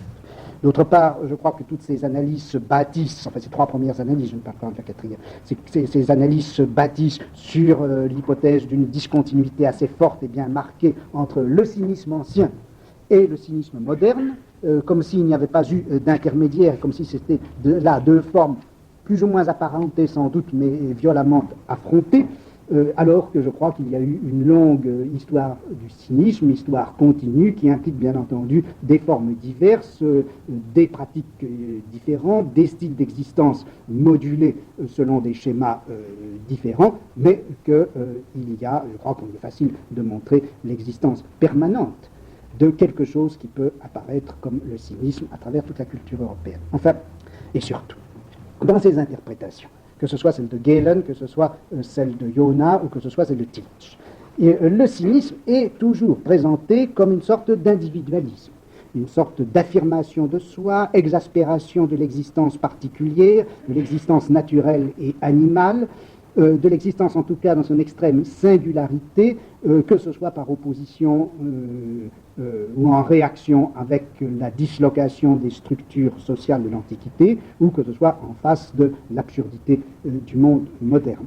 C'est en tout cas l'individu et l'individualisme qui seraient au noyau du cynisme, et je crois qu'en accent l'analyse du cynisme sur ce thème de l'individualisme, on risque de manquer ce qui, de mon point de vue, est une des dimensions fondamentales du cynisme, c'est-à-dire le problème de la mise en rapport, qui est, je crois, au noyau du cynisme, de la mise en rapport entre une forme d'existence et la manifestation de la vérité. La forme d'existence comme scandale vivant de la vérité. Il me semble que c'est cela qui est au cœur du cynisme, au moins autant que ce fameux individualisme qu'on a l'habitude de retrouver si souvent à propos de tout et de n'importe quoi. Bon. Eh bien, si on acceptait, tout ça c'est de l'hypothèse, c'est du travail possible, si on acceptait de faire du cynisme, ou d'envisager en tout cas la longue histoire du cynisme à partir de ce thème de la vie comme scandale de la vérité, ou du style de vie, de la forme de vie, comme étant le lieu d'émergence de la vérité. Le bios comme aléturgie. Eh bien, il me semble que dans ce cas-là, on pourrait faire apparaître un certain nombre de choses et suivre un certain nombre de pistes. Et il me semble que l'on verrait au moins trois facteurs, trois éléments qui ont pu, dans la longue histoire de l'Europe, soit transmettre, sous des formes encore une fois diverses, le schéma cynique, le mode cynique d'existence, dans l'Antiquité chrétienne d'abord et dans le monde moderne. Premièrement, premier support du transfert et de la pénétration du mode d'être cynique dans l'Europe chrétienne. Premier support, bien, ça a été bien entendu la culture chrétienne elle-même, les pratiques et les institutions de l'ascétisme chrétien. Je crois que là, dans l'ascétisme chrétien, on trouve ce qui a été pendant longtemps et pour des siècles le grand véhicule du mode d'être cynique à travers l'Europe. Que dans le christianisme ancien, les vécus et mis en œuvre comme témoignage de la vérité elle-même, que l'ascète chrétien ait voulu donner corps à la vérité par ses pratiques même d'ascèse, à la manière du cynique, on en a évidemment une série de témoignages qui sont tous convergents. Et d'ailleurs, cette proximité extrême entre la pratique du dépouillement cynique comme témoignage de la vérité, comme martyr de la vérité, avec l'ascèse chrétienne comme témoignage aussi de la vérité, même si c'est une autre vérité, de cette proximité, on a 1000 témoignages. Un des plus anciens se trouve justement dans Lucien, dont je vous parlais, à propos de Péregrinus. Péregrinus était un philosophe, cynique, dont Lucien raconte la mort théâtrale. Il s'était brûlé vif aux Jeux olympiques, je crois. C'est un lieu public. Et à propos de cette mort, Lucien écrit un texte extrêmement violent où il raconte la vie de Péregrinus et où il raconte que Péregrinus, à un moment donné de sa vie, a été chrétien, qu'il a été chrétien et qu'il a repris à son compte et pratiqué tous les renoncements qui caractérisent la vie chrétienne, toutes ces choses auxquelles on renonce. Pourquoi ? Par fidélité et obéissance à celui que Lucien appelle le sophiste qui a été crucifié en Palestine. Péregrinus est donc un cynique qui est passé par le christianisme ou un chrétien qui est devenu cynique. En tout cas, l'interférence entre les deux formes de vie est assez proche pour que, aux yeux de quelqu'un comme Lucien, évidemment assez éloigné de ces problèmes-là, enfin assez hostile à toutes ces formes de pratique, puisse les confondre sans trop de difficultés. C'est de la même façon que Julien, plus tard, dans sa critique des cyniques, montrera, soulignera la proximité qu'il y a entre la vie cynique et la vie chrétienne. Et il est remarquable que saint Augustin, par exemple, dans un texte que je voudrais vous citer, que saint Augustin évoque ce problème des cyniques. C'est dans un passage de la Cité de Dieu, livre 19, chapitre 19. C'est au tome 37, page 135 de l'édition de chez Desclés. Où il pose la question, est-ce qu'effectivement on peut admettre dans la communauté chrétienne et reconnaître comme chrétien quelqu'un qui mène le mode de vie cynique ? Ce qui prouve que le mode de vie cynique était encore pratiqué, ce qui prouve que le mode de vie cynique était pratiqué jusque dans les communautés chrétiennes, ou en tout cas que ceux qui pratiquaient le mode de vie cynique cherchaient à s'intégrer aux communautés chrétiennes. Et saint Augustin dit ceci, il importe peu à cette cité qu'en professant la foi qui conduit à Dieu, l'on adopte tel ou tel genre de vie. Il n'importe donc pas aux philosophes eux-mêmes, quand ils se font chrétiens, de changer leur tenue et leur manière de vivre si elle n'a rien de contraire à la religion. Il s'agit pour eux de renoncer à leur fausse doctrine. Donc la leçon de saint Augustin est claire. Du moment que la doctrine est la bonne, eh bien ma foi, on peut parfaitement accepter dans la communauté chrétienne quelqu'un qui mène la vie cynique, qui prend le costume cynique, qui vit comme un cynique. On trouverait, par exemple, dans Saint Jérôme, dans le Contre Jovinianus, livre 2, paragraphe 4, chapitre 14, vous trouvez quelque chose sur la mort, sur Diogène, et un éloge de Diogène, et il incite les chrétiens à n'être pas inférieurs à un philosophe comme Diogène. Bon. Qu'il y ait eu, au début du christianisme, une interférence très sensible entre la pratique cynique et l'ascèse chrétienne, il y a à cela évidemment il n'y a rien de bien étonnant. Mais ce qu'il faut bien remarquer aussi, c'est que le mode de vie cynique a été, par l'intermédiaire bien sûr de l'ascèse chrétienne et du monachisme, transmis pendant très longtemps.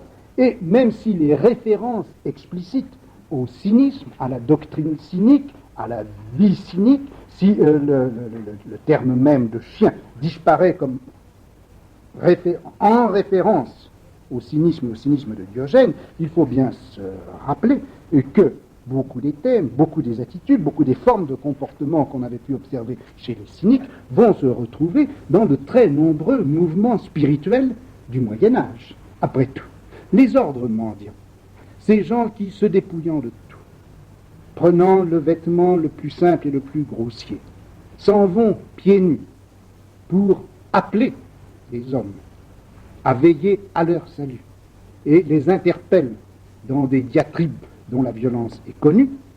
Ces gens reprennent de fait un mode de comportement qui est le mode de comportement cynique.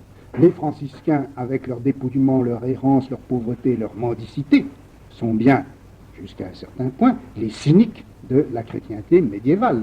Quant aux dominicains, eh bien, vous savez qu'ils s'appellent eux-mêmes les dominicanes, les chiens du Seigneur, et ce n'est vraisemblablement qu'a posteriori que l'on a fait le rapprochement avec le cynisme antique, mais de fait, c'est bien ce modèle-là, transmis à travers le christianisme, qui se trouve réactivé. On trouverait aussi bien d'autres exemples dans des mouvements plus ou moins hérétiques qui ont fleuri et qui se sont développés tout au long du Moyen-Âge. Quand par exemple, vous lisez la description de ce qu'était Robert d'Arbrissel, ce inspirateur spirituel qui a été très important dans l'ouest de la France, en Anjou et Touraine à la fin du XIe siècle, eh bien, la description de Robert d'Arbrissel est celle-ci: vêtu de haillons, il allait pieds nus d'une bourgade à l'autre, combattant la démoralisation du clergé et appelant tous les chrétiens à faire acte de pénitence. Ou encore dans le mouvement vaudois, vous trouvez cette description qui est celle-ci. Ceux-ci n'ont aucun domicile fixe, ils circulent deux par deux, tanquam apostoli comme les apôtres, nudi, nudum Christum sequentes, suivant nu la nudité du Christ. Et cette nudité, ce thème, suivre nu la nudité du Christ ou suivre nu la nudité de la croix, est un des thèmes qui a été extrêmement important dans toute cette spiritualité chrétienne et qui, là aussi, se réfère au moins implicitement à ce qu'a été cette fameuse nudité cynique, avec sa double valeur d'être un mode de vie de dépouillement complet et en même temps la manifestation en pleine nudité de ce qu'est la vérité du monde et de la vie. Le choix de vie comme scandale de la vérité, le dépouillement de la vie comme manière de constituer dans le corps même le théâtre visible de la vérité, ce choix de vie semble avoir été tout au long de l'histoire du christianisme non seulement un thème, mais une pratique qui a été particulièrement vive, intense, forte dans tous les efforts de réforme qui se sont opposés à l'Église, à ses institutions, à son enrichissement, à son relâchement des mœurs. Et il y a eu tout un cynisme chrétien, tout un cynisme anti-institutionnel, tout un cynisme que je dirais anti-ecclésiastique, dont les formes et les traces encore vivantes étaient sensibles à la veille de la Réforme, pendant la Réforme, à l'intérieur même de la Réforme protestante ou même de la contre-réforme catholique. Bon, il y aurait donc là, si vous voulez, toute cette longue histoire du cynisme chrétien qui pourrait être faite. Deuxièmement, je crois que ce qui serait intéressant aussi, c'est de voir, alors, en se plaçant plus près de nous, d'analyser un autre support de ce qu'a été le mode d'être cynique, ou si vous voulez, le cynisme entendu comme forme de vie dans le scandale de la vérité. Et là, on le trouverait non plus dans les institutions et les pratiques religieuses, mais dans les pratiques politiques. Et là, bien entendu, je pense au mouvement révolutionnaire ou du moins à certains de ces mouvements révolutionnaires, dont vous savez bien d'ailleurs qu'ils ont fait beaucoup d'emprunts aux différentes formes orthodoxes ou non de la spiritualité chrétienne. Le cynisme, l'idée d'un mode de vie qui serait la manifestation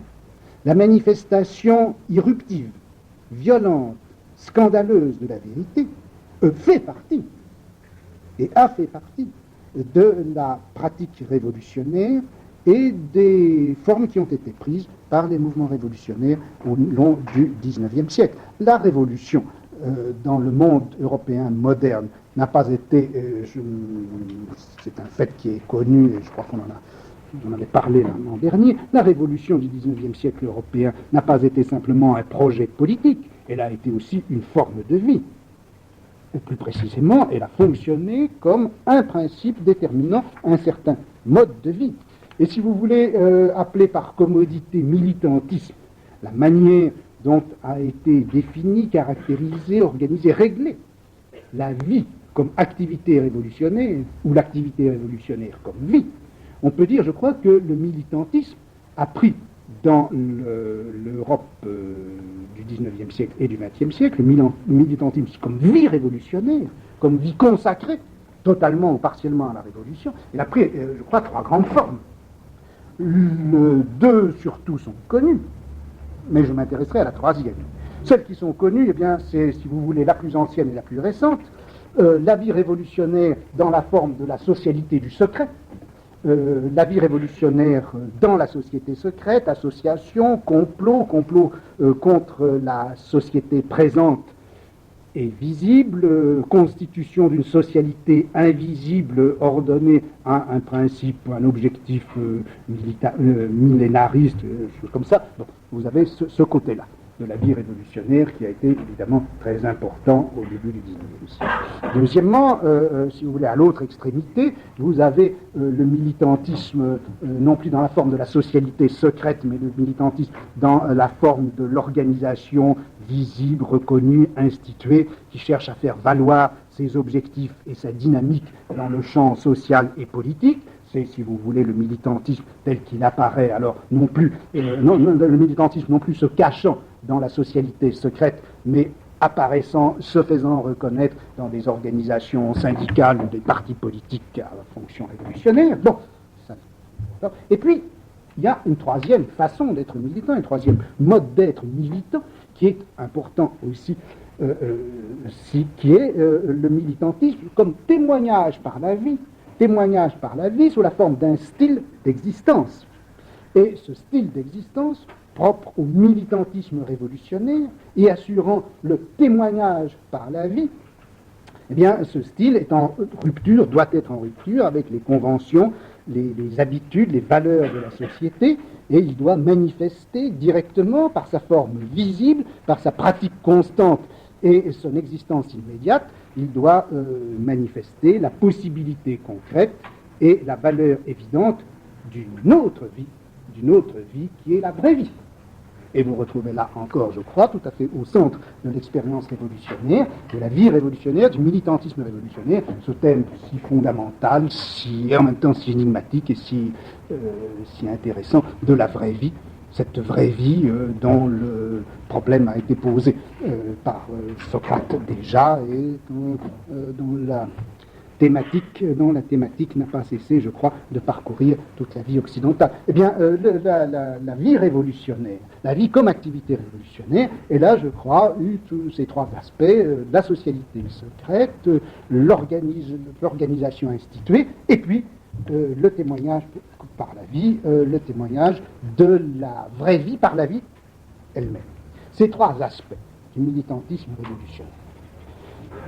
Le secret, l'organisation et le style d'existence.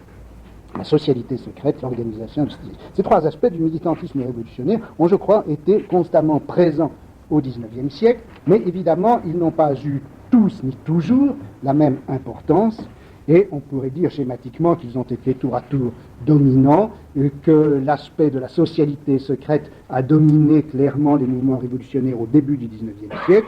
L'aspect organisation est devenu essentiel dans le dernier tiers du XIXe siècle avec l'institutionnalisation des partis politiques et des syndicats, et que l'aspect du témoignage par la vie, l'aspect du scandale de la vérité, de la vie révolutionnaire comme scandale de la vérité, eh bien cet aspect a été dominant beaucoup plus dans les mouvements qui sont en gros ceux du milieu du XIXe siècle. Alors Dostoïevski, bien sûr, serait à étudier, et avec Dostoïevski le nihilisme russe, et après le nihilisme russe l'anarchisme européen et américain, et également le problème du terrorisme et la manière dont l'anarchisme et le terrorisme, comme pratique de la vie jusqu'à la mort pour la vérité, la bombe qui tue même celui qui la pose, apparaît comme une sorte de passage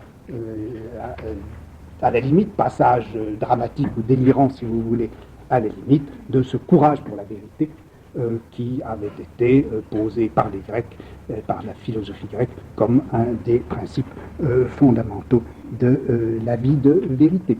Aller à la vérité, manifester la vérité, faire éclater la vérité jusqu'à y perdre la vie ou faire couler le sang des autres, c'est bien quelque chose dont vous voyez, on retrouve la longue filiation à travers la pensée européenne. Bon, mais quand je dis que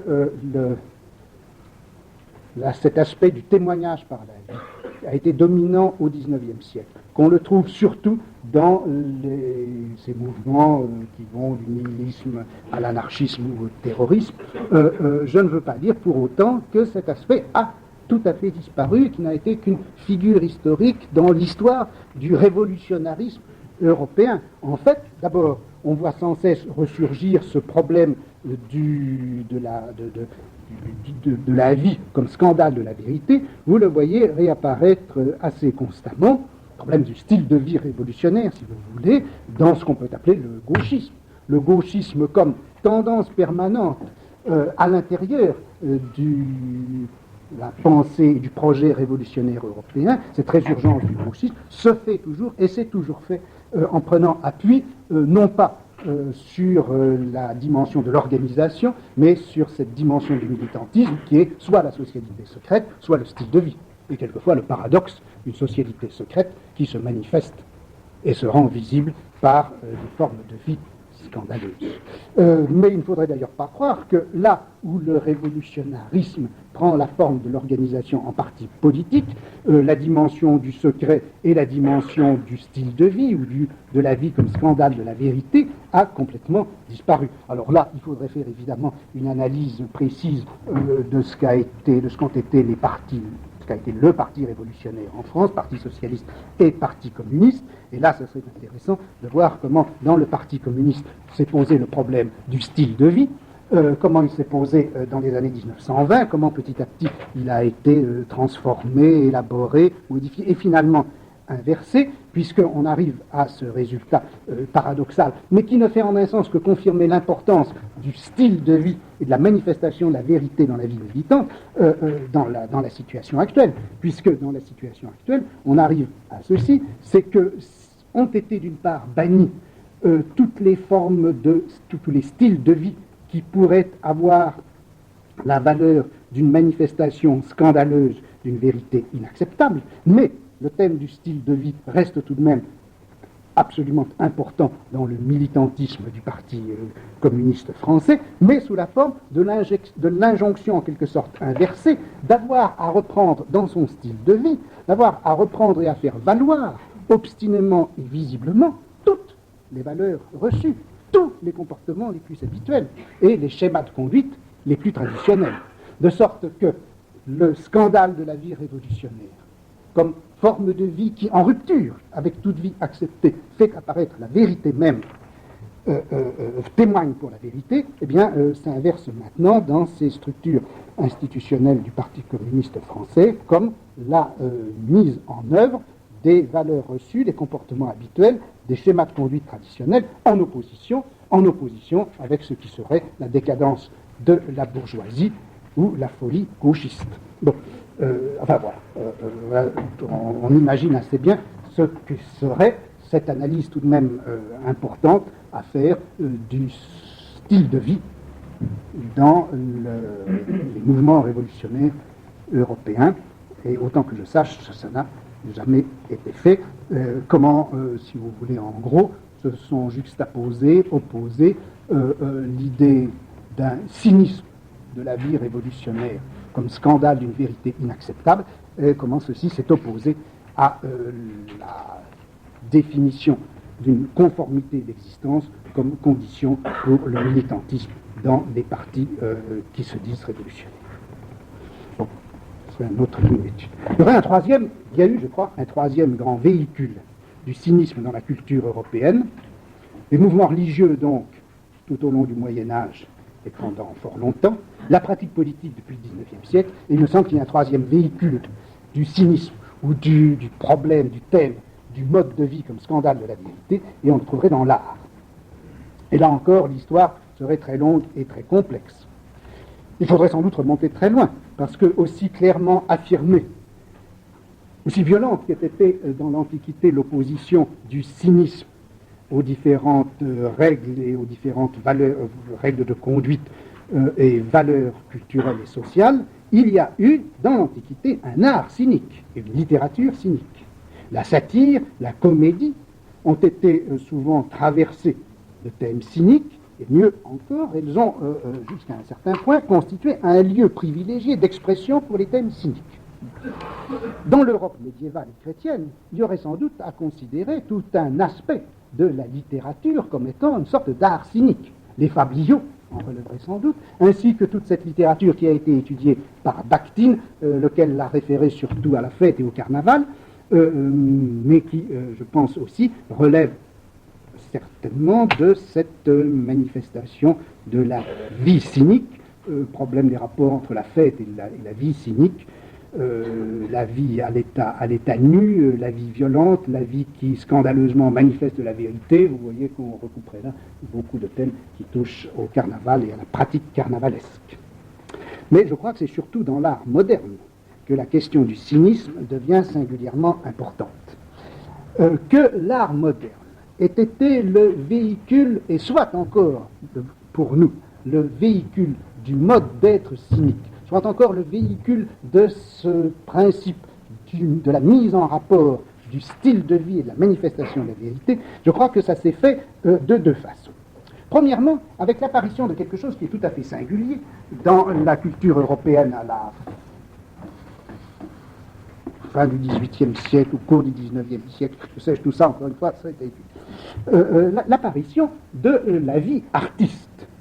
Je pense par là à l'idée, je crois moderne, que l'artiste, en tant qu'artiste, non seulement a et doit avoir une vie singulière qui ne peut pas être réduite tout à fait aux dimensions et aux normes ordinaires. Ça, au fond, c'était une idée qui était déjà tout à fait acquise. Il suffirait, par exemple, de lire la vie des peintres de Vasari, de lire l'autobiographie de Benvenuto Cellini, et là, vous voyez très, très nettement, très, très facilement admise cette idée que l'artiste, en tant qu'artiste, ne peut pas avoir une vie tout à fait semblable à celle des autres, n'est pas tout à fait commensurable à celle des autres. Mais il y a quelque chose de nouveau, de différent, je crois, par rapport à ce qu'on pouvait trouver à la Renaissance, par rapport à ce qu'on pouvait trouver chez Vasari, quelque chose qui apparaît donc fin 18e, début 19e, c'est l'idée que la vie de l'artiste doit, dans la forme même qu'elle prend, constituer un certain témoignage de ce qu'est l'art en sa vérité.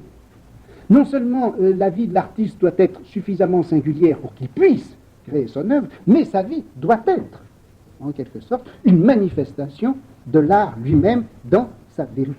Le thème d'une vie artiste, qui a été si important tout au long alors du XIXe siècle, repose au fond sur deux principes. Premièrement, que l'art est capable de donner à l'existence une forme qui est en rupture avec tout autre, et une forme qui est celle de la vraie vie. Et puis, autre principe, que la vie en retour, si elle a bien la forme de la vraie vie, est la caution que toute œuvre qui prend racine en elle et à partir d'elle appartient bien à la dynastie et au domaine de l'art.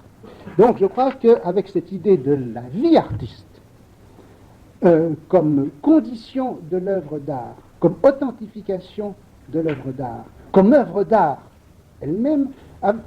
Cette idée de la vie artiste est une manière de reprendre sous un autre jour, sous un autre profil, avec d'autres formes bien sûr, ce principe cynique de la vie comme manifestation de rupture, comme manifestation de rupture scandaleuse, par où la vérité se fait jour, se manifeste, prend corps. Je crois que ce n'est pas tout, et qu'il y a une autre raison pour laquelle l'art dans le monde moderne a bien été le véhicule du cynisme, c'est cette idée que l'art lui-même, qu'il s'agisse de la littérature, de la peinture, de la musique, doit établir au réel un rapport qui n'est plus de l'ordre de l'ornementation, qui n'est plus de l'ordre de l'imitation, qui n'est plus de l'ordre de l'ornementation, mais qui est de l'ordre de la mise à nu, du démasquage, du décapage, de l'excavation, de la réduction violente à l'élémentaire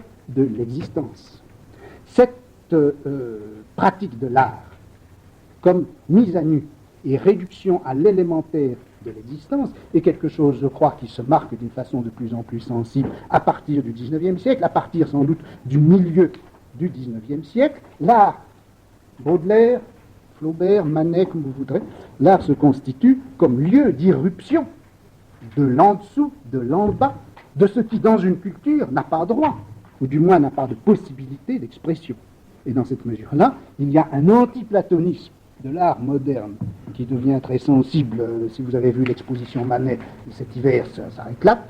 Il y a un antiplatonisme de l'art moderne qui a été le grand scandale de Manet et qui est, je crois, la tendance profonde, qui n'est pas la caractérisation de tout art possible actuellement, mais qui a été une tendance profonde que vous retrouvez de Manet jusqu'à Francis Bacon, si vous voulez, que vous trouvez de Baudelaire jusqu'à Beckett, ou jusqu'à Burroughs, etc.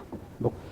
Antiplatonisme, l'art comme lieu d'irruption de l'élémentaire mise à nu de l'existence, et par là même, l'art établi à la culture, établi aux normes sociales, aux valeurs